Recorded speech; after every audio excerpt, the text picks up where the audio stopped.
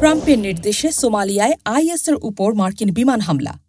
Africa দেশ সোমালিয়ায় Islamic state is সংশ্লিষ্ট জ্যেষ্ঠ এক পরিকল্পনাকারী সহ কয়েকজন সন্ত্রাসীর উপর বিমান হামলার নির্দেশ দিয়েছেন যুক্তরাষ্ট্রের প্রেসিডেন্ট ডোনাল্ড ট্রাম্প। এরই মধ্যে দেশটির উত্তরাঞ্চলে গোলিস পার্বত্য এলাকায় এই হামলা চালানো হয়েছে বলে জানিয়েছেন মার্কিন প্রতিরক্ষামন্ত্রী পিট হেগসেথ।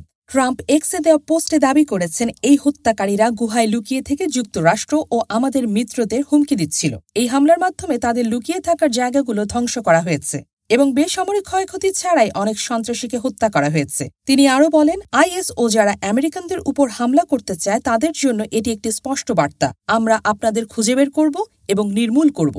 সোমালিয়ার রাষ্ট্রপতির কার্যালয়ও এক্সে দেয়া এক পোস্টে জানিয়েছে, মার্কিন বিমান হামলায় দেশটির উত্তরাঞ্চলে আইএসের সিনিয়র নেতাদের লক্ষ্যবস্তু করা হয়েছে।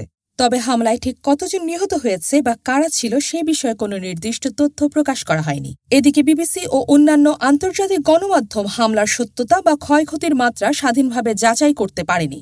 তবে মার্কিন প্রতিরক্ষা দপ্তর জানিয়েছে, এই হামলায় বেশ কয়েকজন চিহ্নিত সন্ত্রাসী নিহত হয়েছে, যদিও বেসামরিক জনগণের কোনো ক্ষতি হয়নি বলে দাবি করা হয়েছে। সন্ত্রাসী সংগঠন আইএস ২০১৫ সালে সোমালিয়ায় তাদের শাখা গড়ে তোলে। এর আগে আল কায়েদার মিত্র আল শাবাব গোষ্ঠীর কিছু বিদ্রোহী সদস্য এই সংগঠন থেকে বেরিয়ে এসে আইএসের প্রতি আনুগত্য প্রকাশ করে। বর্তমানে সোমালিয়ায় আল শাবাবই সবচেয়ে বড় জিহাদি গোষ্ঠী হিসেবে সক্রিয়, তবে আইএসও ধীরে ধীরে বিস্তার লাভ করছে। মধ্যপ্রাচ্যের দেশ ইরাক ও সিরিয়ায় এক দশক ধরে শক্তিশালী অবস্থান গড়ে তুলেছিল আইএস, কিন্তু সেখানে তারা মারাত্মকভাবে পরাজিত হওয়ার পর সংগঠনটি আফ্রিকা মহাদেশের বিভিন্ন অংশে নিজেদের অবস্থান শক্তিশালী করার চেষ্টা করছে।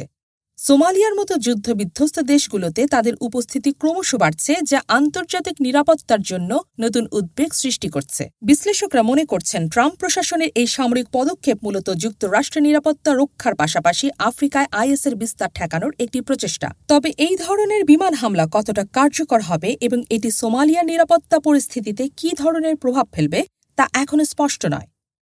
দেশ জগৎ ইন্টারন্যাশনাল ডেস্ক।